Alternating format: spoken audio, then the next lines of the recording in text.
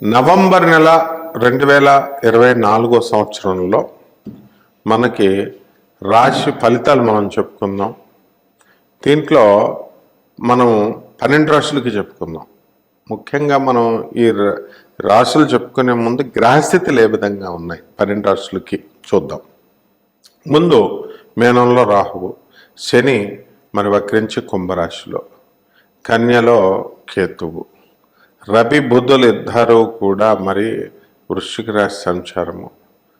తర్వాత మనకి ఈ యొక్క ధనుస్సు రాశిలో మరి శుక్ర సంచారము, కర్కాటకంలో కుజుడు. మరి చాలా రోజులు ఈ మధ్యకాలంలో ఫ్యాషన్ అయిపోయింది అనమాట. కుజుడు స్తంభించేసాడండి.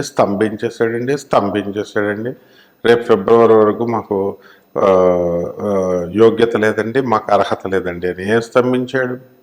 ఎప్పుడూ రొటీన్గా తిరుగుతాడు కుజుడు. ఆ విధంగా మిథున రాశిలో ఉన్నప్పుడు మీకు ఉత్తమ ఫలితాలను ఇవ్వడు.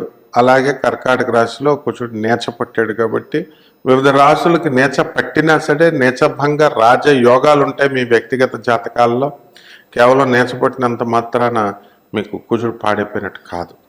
అయితే అలా అనుకుంటే మొత్తం మీద కుజుడు కర్కాటక రాశిలో ఉన్నప్పుడు శాస్త్రం ఒకటి చెప్తోంది. మరి అది మిమ్మల్ని అందరినీ కూడా కుక్కలు కరిచేయాలి. మరి కరిచేసినయ్యా, కరవలేదు కదా. కాబట్టి మనకున్నటువంటి ఈ నవంబర్ నెలలో ఈ రాశి ఆ రాశి అనలేదు. మరి ఎప్పుడైతే ఈ యొక్క రవి మనకి తుల నుంచి వృశ్చిక రాశి సంచారాలు ఇవన్నీ కూడా చేస్తున్నాడో అనారోగ్య సంబంధాలు ఎక్కువగా ఉంటాయి. ఆరోగ్యం మీద ఎఫెక్ట్ మొత్తం 12 రాశుల వాళ్ళకి కూడా ఉంటుందన్నమాట. అలాగే కోర్టు సంబంధమైనటువంటి వ్యవహారాలు మరి ఇవన్నీ కూడా మీకు అనుకూలంగా మీకు తీర్పులు రావడం అనేటటువంటివి జరుగుతాయి. ఇక రైతుల దగ్గరకు వచ్చేసరికి రైతులకి ఖరీదైనటువంటి వస్తువులు మనం కొనుక్కోవాలా, మరి మేము ఇంట్లో ఖరీదైన వస్తువులు కాస్ట్లీ గాడ్జెట్స్ కొనుక్కోవాలా అని ఎదురు చూస్తూ ఉంటారు. వీళ్ళకు కూడా బ్రహ్మాండంగా అప్పులన్నీ కూడా తీరిపోయి ఆదాయం బాగా పెరిగి చక్కగా ఈ ఖరీదైనటువంటి వస్తువులు కొనుక్కునే దిశగా రైతు ప్రయత్నిస్తాడు. అదేవిధంగా ఈ యొక్క దొంగలు ఉంటారు. కేవలం యజమానే కదా, దొంగోడు ఏం దండం పెట్టుకుంటాడు, దేవుడా నేను ఇప్పుడు దొరకకూడదండి అని వీడు అడుగుతాడు. ఇంటి ఓనర్ అడుగుతాడు, నా ఇంట్లోకి ఎవరు దొంగలు పడకూడదు అని వీళ్ళు అడుగుతారు. మరి దేవుడు ఎవరికి ఇవ్వాలా? వాడికి ఒక ఛాన్స్ ఇస్తాడు, వీడికి ఒక ఛాన్స్ ఇస్తాడు. దొంగోడు కూడా బతకాలి కదా. మరి అటువంటిప్పుడు ఈ యొక్క రాశి ఫలాలు చెప్పేటటువంటి వాళ్ళు రైతులను కవర్ చేస్తారు, పోలీసు వాళ్ళని కవర్ చేస్తారు, కమర్షియల్ ట్యాక్స్ వాళ్ళు, ఇన్కమ్ ట్యాక్స్ వాళ్ళని అందరినీ కవర్ చేస్తారు, ప్రైవేట్ ఉద్యోగస్తులను, గవర్నమెంట్ ఉద్యోగస్తులు. మరి దొంగల గురించి ఏం చెప్పరుగా. దొంగలు కూడా వీడియోలు చూస్తూ ఉంటారు కదా. దొంగలు దొరికిపోతారు నాయన ఈ నవంబర్ నెలలో. కాబట్టి దొంగతనాలు మానేసేయండి, చక్కగా చట్టబద్ధంగా మీరు ప్రవర్తించుకోండి. లేకపోతే విచిత్రం ఏమిటంటే సృష్టిలో దొంగలకు ఇప్పుడు మనం చూస్తున్నాం ఈ బిష్ణోయ్ లారెన్స్ అని. మరి అతను చంపేస్తానని సల్మాన్ ఖాన్ అంటే ఆయనకి అభిమానులు ఉన్నారు. విచిత్రం. ఈ సల్మాన్ ఖాన్ కృష్ణ జంకర్ చంపేసినప్పుడు మరి అభిమానులు తగ్గాలిగా. వీళ్ళ కూడా కొంతమంది మార్పు ఉండాలి కదా. మరి చంపేశాడు అంటున్నారు, జైలు 3 సార్లు శిక్ష ఇస్తుందని. అయినా వాళ్ళకి అభిమానులు ఉంటారు. అలాగే ఈ దొంగల్ని ప్రేమించే వాళ్ళు కూడా ఉంటారు, దొంగలనే ప్రేమించి పెళ్లి చేసుకునేటటువంటి వాళ్ళు కూడా ఉంటారనమాట. కాబట్టి వీళ్ళు కూడా మరి ఏదో ఒక రాశిలో పడతారు కదా. కాబట్టి ఈ యొక్క మనము ముఖ్యంగా వ్యాపార లావాదేవీలు బుధుడు చాలా బ్రహ్మాండమైనటువంటి పరిస్థితులు సంచారం తుల నుంచి వచ్చి తర్వాత మనకి వృశ్చిక రాశి సంచారం చేస్తున్నాడు. కాబట్టి మనకి ఏమవుతుందండి అని అంటే మనకి వ్యాపారాలన్నీ కూడా మరి మొదట భాగం అంతా కూడా నవంబర్ 1 నుంచి 15 తేదీ వరకు బ్రహ్మాండంగా ఉంటుంది. ఆ తర్వాత నుంచి కొంచెం వ్యాపారాలు డల్ అవుతూ ఉంటాయి. ఏ రకాల వ్యాపారాలు మనం చేసుకోవాలండి అని అంటే మనకి ఎలక్ట్రానిక్స్ సంబంధమైనటువంటి వ్యాపారాలు, సాఫ్ట్వేర్ సంబంధమైనటువంటి వ్యాపారాలు, కిరాణా షాపులు, బట్టల షాపులు, ఆటోమొబైల్ షాపులు, బెనారస్ చీరలు, కంచిపట్టు చీరలు, ఇలా సెల్ ఫోన్ల అమ్మకాలు, మీడియా రంగంలో ఉన్నటువంటి వాళ్ళు, ఇవన్నీ వీళ్ళు యూజ్ చేసేటటువంటి ఎక్విప్మెంట్లు అమ్మేటటువంటి వాళ్ళు, ఇవన్నీ కూడా వ్యాపారాలు చాలా బ్రహ్మాండంగా మరి ఉంటాయి. అదేవిధంగా మనకి ఈ యొక్క బట్టల వ్యాపారంలో హోటల్, రెస్టారెంట్స్, పబ్స్ ఉన్నాయి చూసారా, మొదట 15 రోజులు కూడా బ్రహ్మాండంగా అమ్మి తర్వాత 15 డేస్ యావరేజ్గా వెళ్ళడం అనేటటువంటిది జరుగుతాయి అన్నమాట. కాబట్టి మనము ఈ యొక్క ప్రతి ఒక్కళ్ళు కూడా ఈ స్పిరిచువల్గా ఈ కేతు కన్యా రాశిలో ఉన్నప్పుడు మనకి చక్కటి రాహు మనకి మీనంలో ఉండి చూడడం, దానివల్ల ఆధ్యాత్మిక చింతన బాగా పెరుగుతుంది.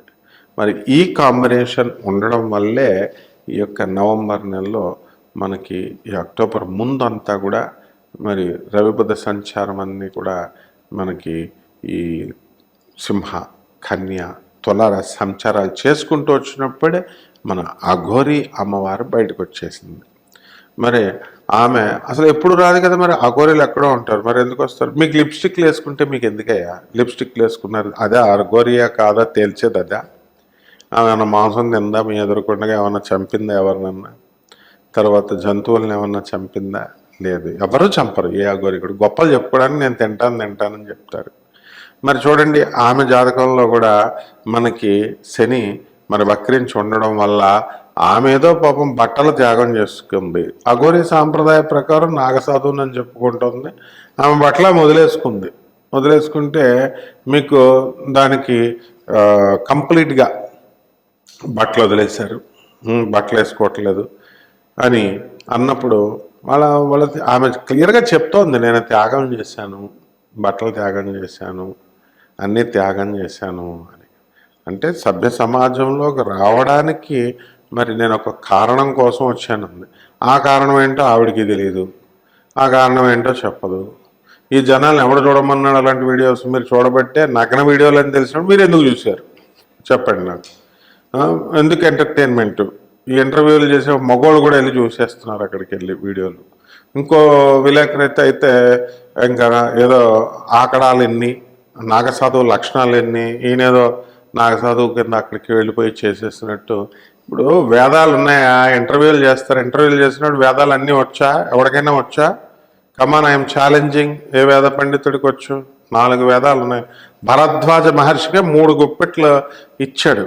భరద్వాజ మహర్షి వేదాలు నేర్చుకుంటానని చెప్పి తపస్సు చేస్తే ఆ తపస్సులో ఆయుర్దాయాన్ని 5000 సంవత్సరాలు పెంచుకున్నాడు.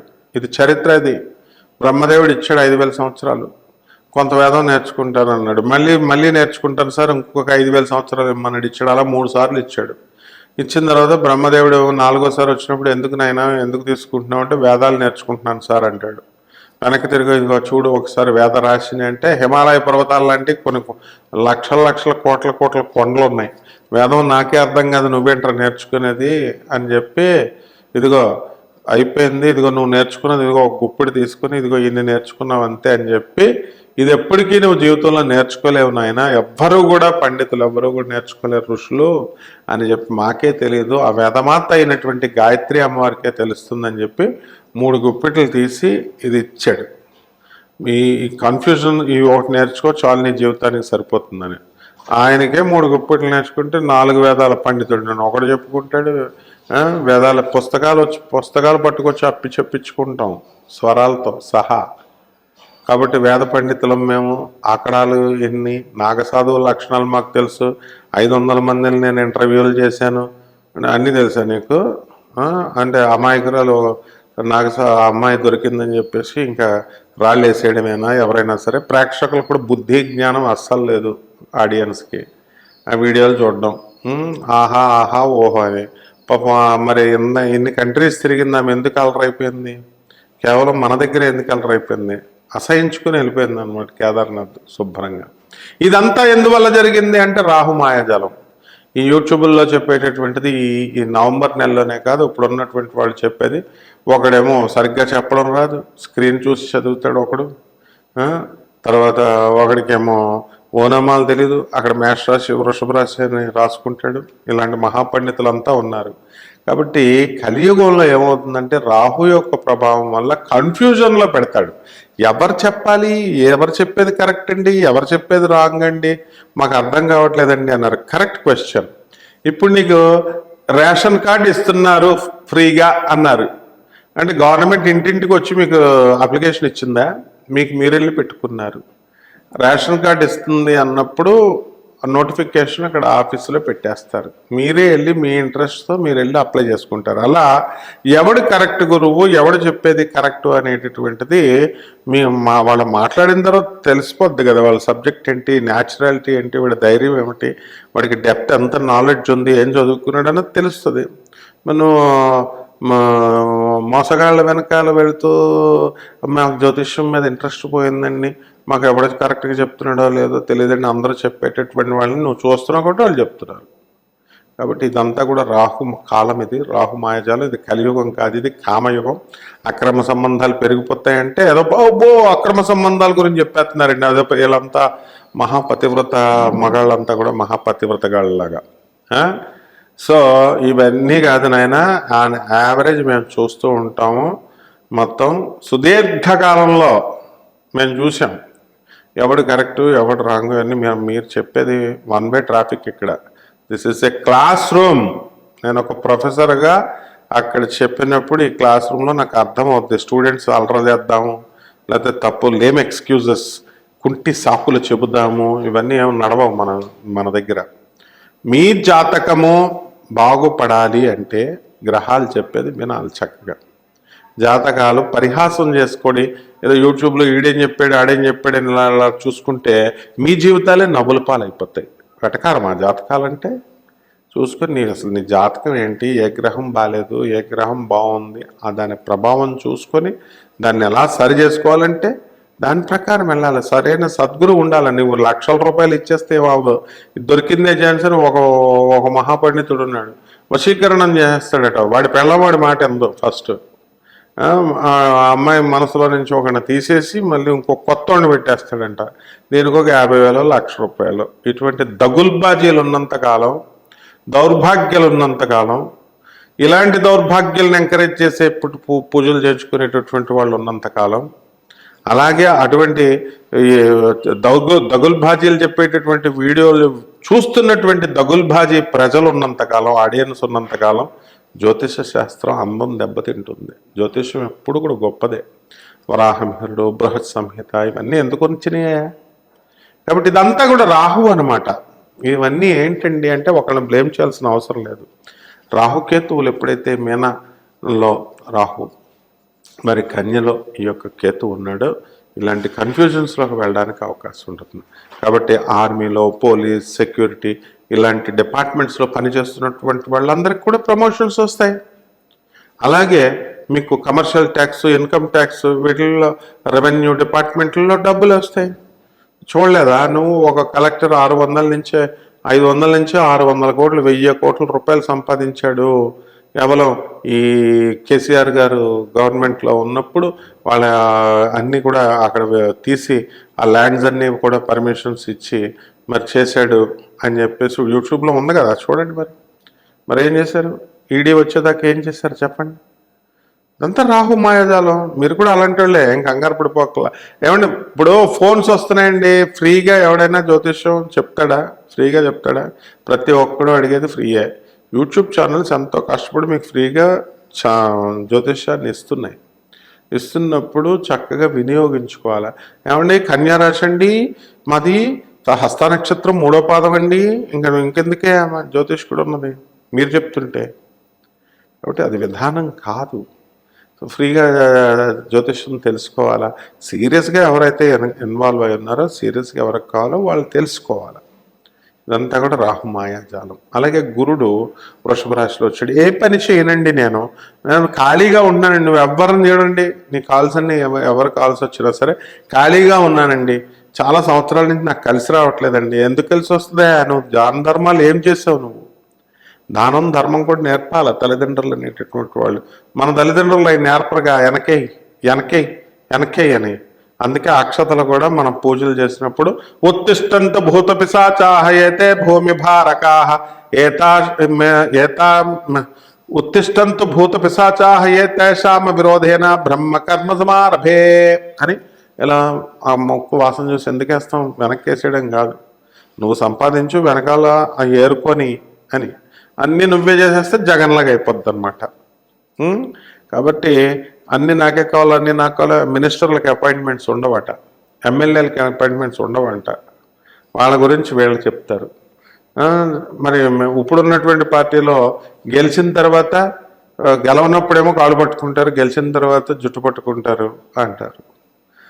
అలాగనమాట. కాబట్టి ఇవన్నీ కూడా గురువు శుక్రుడితో ఉన్నప్పుడు ఏమండి 50 కోట్ల రూపాయలు 50 లక్షల రూపాయలు వచ్చేస్తే 5 కోట్లు వచ్చేస్తే 6 స్త్రీలు వచ్చేసారని సబ్ టైటిల్ పెట్టారని ఓ గిలగిలా కొట్టుకుంటున్నారే, ఫోన్లు చేసి పంతులను అడుగుతున్నారే.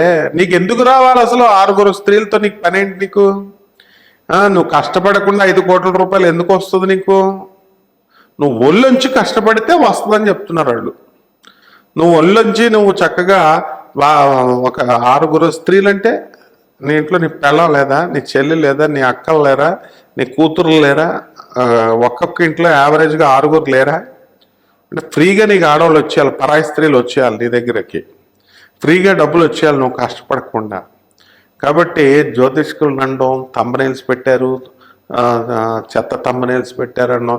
జ్యోతిష్కులు కూడా ఎలా తయారైనా మా ప్రతిష్ట దిగజారిపోద్దండి, మా ప్రతిష్ట దిగజారిపోద్దండి. ఏంట్రా నీకు ప్రతిష్ట? ప్రతిష్ట ఏంటి అసలు? సమాజానికి బాగు చేయడం కోసం జ్యోతిష్యం. మంచి సలహాలు చెప్పు, మంచి గట్టిగా కఠినంగా నువ్వు ఒక్క జ్యోతిష్కుడు మాట్లాడుతున్నాడా? మాట్లాడు. కారణం చెడైపోతాం. కాబట్టి తంబనైల్స్ ఇలాగే ఉంటాయి. ఈ రకంగానే మీకు ఏది జరుగుద్దో రాహు యొక్క మాయా ప్రభావం కాబట్టి కన్ఫ్యూజన్లో ఉంటారు స్త్రీలు. 6 స్త్రీలు, శుక్రుడు ఉన్నాడు అక్కడ, శుక్రుడు ధనుసు రాశిలోకి వచ్చాడు. 6 స్త్రీలు రాకపోతే ఎంతమంది స్త్రీలు వస్తారు? అలాగే వస్తారు స్త్రీలు. కాబట్టి మీరు ఏం ఫీల్ అయిపోవాల్సినటువంటి అవసరం లేదు, అతిగా నక్క వినయాలు చూపించాల్సినటువంటి అవసరం లేదు. ప్రేక్షకులు ఎవరైతే సీరియస్గా జాతకాలు బాగు చేయాలనుకుంటున్నారో వాళ్ళు చక్కగా కన్సల్ట్ చేయండి, చేసి జీవితాలు మార్చుకోండి. కాబట్టి అన్ని వర్గాల ప్రజలకు కూడా చాలా బాగున్నాయి. ఇప్పుడు ఏ రాశి వారికి విడివిడిగా ఎలా ఉన్నాయో మనం తెలుసుకుందాం. మేషరాశి. ఈ మేషరాశి వారికి విద్యార్థులు బ్రహ్మాండంగా చదువుతారు. ఆదాయాలు ప్రైవేట్ ఉద్యోగస్తులకి, గవర్నమెంట్ ఉద్యోగస్తులకి బ్రహ్మాండమైనటువంటి ఆదాయాలు. లాస్ట్ మంత్ కంటే కొంచెం పెరుగుతుంటుంది. వ్యాపారాలు, ఒక్క ఎలక్ట్రానిక్స్ వ్యాపారం జోలికి వెళ్ళకండి, సాఫ్ట్వేర్ ఉద్యోగాల జోలికి వెళ్ళకండి. ఇనప వ్యాపారాలు ఇవన్నీ కూడా చేసుకోవచ్చు, మీరు బ్రహ్మాండంగా కలిసి వస్తుంది. శత్రువులపై మీరు ఆధిపత్యం సాధిస్తారు. స్త్రీలు చాలా సుఖ సంతోషాలతో జీవిస్తారు. మా ఇంట్లో వాళ్ళందరూ, కుటుంబ సభ్యులందరూ కూడా మమ్మల్ని అడిగి మమ్మల్ని అందరినీ కూడా రెస్పెక్ట్ ఇచ్చి మాకు ఇచ్చేస్తున్నారు అని చాలా ఆనందంతో మీరు ఉంటారు. తర్వాత ఈ యొక్క పిల్లలు లేనటువంటి వాళ్ళకి పిల్లలు పుడతారు. పెళ్ళిళ్ళు కానటువంటి వాళ్ళకి దుర్ముహూర్తాల్లో కూడా పెళ్ళిళ్ళు చేస్తున్నారు, ముహూర్తాలతో సంబంధం లేకుండా. అంటే కళ్యాణం దూసుకొస్తే లవ్ మ్యారేజ్లకు ముహూర్తాలు ఉంటాయా? ఎలూప్మెంట్లు జాగ్రత్తగా, మా పిల్లలు చాలా గొప్పవాళ్ళండి, మా పిల్లలు ఇదండి అని గారాలు పెట్టడం కాదు. మేషరాశి వాళ్ళు ఎలూప్మెంట్లు అవ్వడానికి అవకాశాలు ఉన్నాయి. కాబట్టి చాలా జాగ్రత్తగా పిల్లల్ని సపరేట్ రూముల్లో ఇవ్వడం కాదు, కాస్త ఒక కన్నేసి గమనిస్తూ ఉండండి. అలాగే ఈ యొక్క చేపల రొయ్యల చెరువులు చేస్తున్నటువంటి వాళ్ళు బ్రహ్మాండం ఉంటుంది. సినీ సంగీత సాహిత్య రంగాలలో ఉన్నటువంటి వాళ్ళందరికీ కూడా సన్మానాలు జరుగుతాయి. మేషరాశి వాళ్ళకు ప్రమోషన్స్ వస్తాయి. వేరే రాష్ట్రాలకి, వేరే దేశాలకి వెళ్ళాలి అనుకునేటటువంటి వాళ్ళంతా కూడా వెళ్తారు. మరి మేషరాశి వాళ్ళ కుటుంబ పెద్ద ఎవరైతే ఉన్నారో వాళ్ళకు కొంచెం గండం ఉంది. మరి వాళ్ళు జాగ్రత్తగా మనం చూసుకోవాల్సినటువంటి అవసరం ఉంది. అలాగే ఈ మేషరాశి వారికి కాస్త మైగ్రేన్, హెడేక్ ఇలాంటివి రావడానికి అవకాశాలు ఉంటాయి. మరి పరిహారాలు ఏమిటంటే ఈ యొక్క రాశి వారికి మనకి శుక్ర జపం చేసుకోండి, శుక్ర స్తోత్రాలు చదువుకోండి, శుక్రుడికి కిలోంపావు బొబ్బర్లని, తెల్లని వస్త్రాలని ఇచ్చి పేద బ్రాహ్మణులకి శుక్రవారం నాడు కరెక్ట్గా ఉదయం 6 గంటలకి ఇంట్లో ఇచ్చుకోవచ్చు, లేదా గుళ్ళో దానం చేసుకోవచ్చు.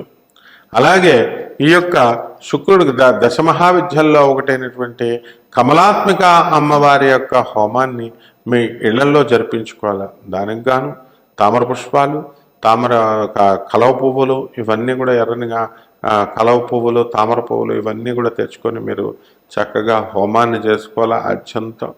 మరి ఈ విధంగా కమలాత్మిక అమ్మవారి యొక్క మూలమంత్రాన్ని మీరు జపించుకోవాలి.